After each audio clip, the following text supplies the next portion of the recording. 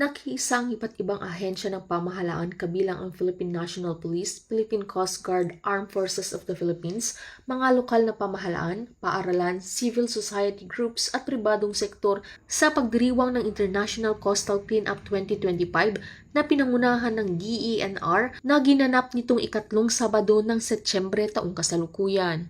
Layunin ng taunang aktibidad na linisin ang mga baybayin, ilog at dalampasigan bilang tugon sa lumalalang problema ng marine litter.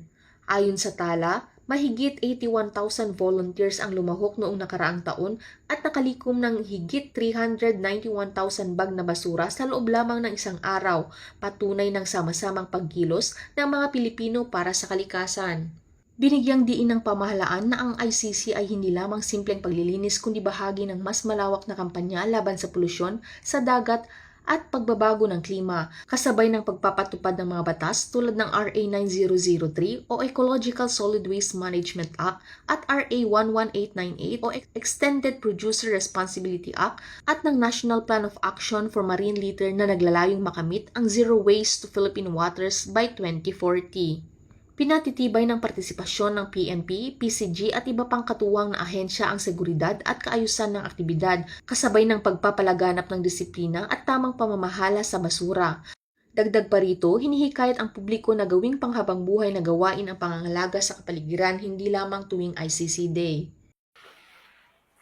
Sa bahagi ng DNR, kami po ay nagpapasalamat sa lahat ng naging bahagi ng pagdiriwang natin ngayong taon. Ito po ay isa sa pinakamalaking voluntaryong selebrasyon kung saan lahat ng sektor ay ni-encourage namin na mag-participate dahil kaakibat ng mensaheng tayo ang solusyon. Naniniwala po kami na hindi lamang DNR ang may responsibilidad na pangangalaga ng ating kapaligiran. Kaya lahat po, ito po ay responsibilidad ng bawat isa sa atin, sa bawat isa na nakatira dito sa iba't ibang bahagi ng ating Pilipinas at ng mundo.